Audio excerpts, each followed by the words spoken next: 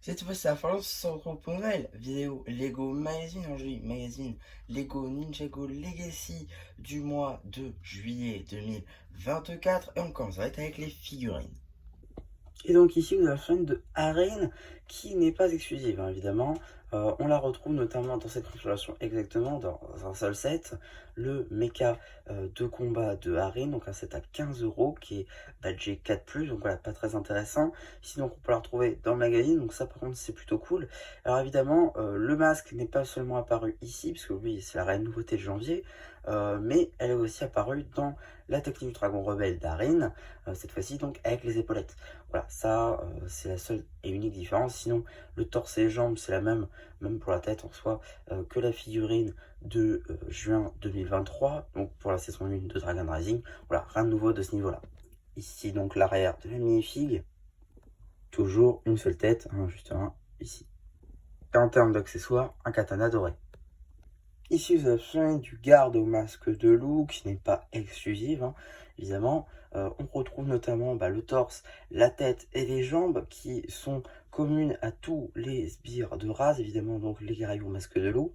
Pour ce qui va être de la capuche, par contre, pour le coup, c'est une nouveauté dans cette couleur-là, qui a été depuis réutilisée dans les figurines Donjons et Dragons. Donc ça, par contre, c'est plutôt sympa. Néanmoins, cette figurine est trouvable notamment dans la technique du dragon rebelle de Kai, mais aussi dans le set 4+, avec donc le combat du dragon source de Kai, si je dis pas de bêtises, sorti en mars. Donc voilà, c'est pas du tout une figurine exclusive. Néanmoins, elle reste quand même un peu plus rare que les guerriers au masque de l'eau, donc ça c'est plutôt sympa. Ici l'arrière de la minifig. Pour ce qui va être des expressions faciales, on aura ici la première et là la seconde. En termes d'accessoires, une hache en brick breed, évidemment, donc juste de 2 pièces, une grande barre, plus un bout de hache, donc voilà, pas très compliqué comme arme. Maintenant, la carte. Ici, vous avez la carte en édition limitée de J, édition limitée, numéro LE25. Elle appartient à la série 7 de cartes à collectionner Lego Ninjago Dragon's Rising. Donc voilà, donc on fait le tour des diverses surprises. On va pouvoir regarder la boîte en métal. Donc toujours cette boîte en métal qui coulisse évidemment pour accéder aux pièces. Donc ça c'est plutôt sympa. Alors, personne ne m'a demandé, mais je tenais à le dire quand même. Ici vous avez quand même un petit scotch qu'il faudra donc retirer pour accéder. Parce que sinon c'est vrai que c'est facile pour voler. Ici donc on a évidemment voilà, le visage de Harin. De l'autre côté, notre guerrier loup. Juste ici, donc le logo d'Arin contre le logo du masque de loup, Legacy Box, les mentions légales, la petite bannière juste ici, Limited Edition Box, et la petite échelle. L'âge évidemment qui est subjectif. On aura donc aussi le magazine, ici 8,99 €, ça change pas, avec donc ce grand format. 6 caractéristiques du magazine Ninjago Legacy. Pour commencer, petite publicité pour le magazine Lego Marvel Spider-Man, que je n'ai pas trouvé malheureusement. Voilà, j'arrive pas à le trouver. Je sais pas, c'est référencé, mais je le trouve pas. Donc ouais, ça m'embête un petit peu. Néanmoins, ça va quand même vous le faire relativement tôt. Dès que je le trouve, je vous le sors sur la chaîne. Ça, il n'y a aucun souci. Donc le sommaire juste ici qui va présenter nos figurines. Petite page justement avec des jeux. Pas d'instructions parce que c'est quand même relativement facile. Juste ici, on a aussi une revue papier donc du Dragon Source du mouvement, ce qui est plutôt sympa. Un énorme set à 150 €, le plus gros dragon jamais fait. Pour le coup, j'ai très hâte de le voir monter. Je ne l'ai pas encore, mais je compte bien évidemment me le prendre. Voilà, j'ai très hâte. J'espère qu'il rendra bien. Voilà. On a aussi un petit jeu donc sur une espèce de labyrinthe sur le royaume. Bon, c'est ici dit de jamais geler, mais en soi, c'est le royaume de non-retour. Enfin, voilà, c'est toujours une traduction, on adore. Petite ici publicité pour le Climber Mech de Kai.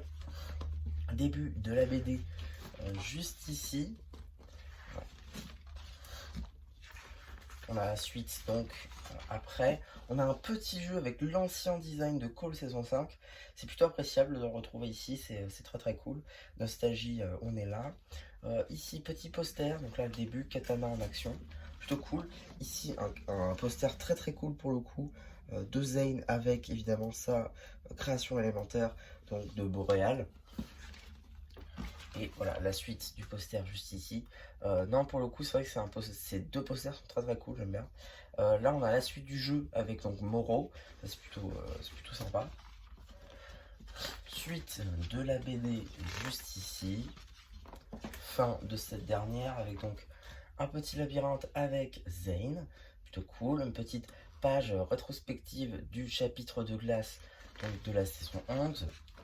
Et la fin juste ici évidemment, l'abonnement, 7 numéros pour 47,50 € qui prend en compte donc le magazine Ninjago Legacy et Ninjago tout court. Sachant que juste ici vous avez donc le magazine de l'Esprit du Temple qui est d'ores et déjà disponible sur la chaîne. On a aussi un petit jeu en mode saison 8, ainsi qu'un deuxième pareil hein, avec le masque de la tromperie et Kilo, donc plutôt cool. Ensuite, nous avons également une petite publicité pour les ouvertures de cartes, enfin pour les cartes pardon, des Eco Multipack 2 ainsi que les Eco Blister 2. Je me suis procuré, j'ai fait les vidéos, juste elles sortent pas tout de suite, je crois qu'elles sortent en août. Mais en tout cas vous les aurez sur la chaîne, vous aurez les 5 sur la chaîne, ne vous inquiétez pas. Ainsi qu'une petite publicité pour le magazine Lego Star Wars spécial 25 ans. Là encore vous avez la vidéo disponible sur la chaîne.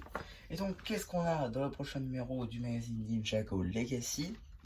Et bien tout simplement le général des griffes d'Imperium vs Lloyd en tenue Mech Pilot. Pas tenue dorée comme ça pouvait l'être avec ici Arine, mais bel et bien donc en tenue normale qu'on peut retrouver dans les sets. Donc ça c'est plutôt très très cool. Général des griffes d'Imperium sur une du coup qui n'est pas inédite, parce qu'on l'a déjà retrouvé dans, si je me rappelle bien, dans cette configuration exactement, un livre d'activité. Voilà, ça c'est pas nouveau. Petite carte de Dorama, donc celle-là est le 27, plutôt très très cool. Non, c'est bien, c'est plutôt pas mal. Et surtout, ça arrive le 4 septembre, en sachant qu'en Allemagne, eh bien, ça n'arrive que le 20. Donc pour une fois, on aura effectivement le magazine en avance par rapport à l'Allemagne. Donc ça, c'est plutôt cool à noter. Donc évidemment, hein, je serai là pour vous le présenter en temps et en heure. Juste, je voulais parler d'une petite chose.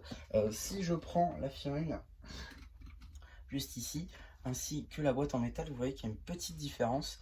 Effectivement, sur la boîte en métal, on a les épaulettes. Le fait est qu'elles ne sont pas sur la figurine, donc ça c'est plutôt bizarre, même sur le magazine il n'y est pas, par contre juste ici elle y est.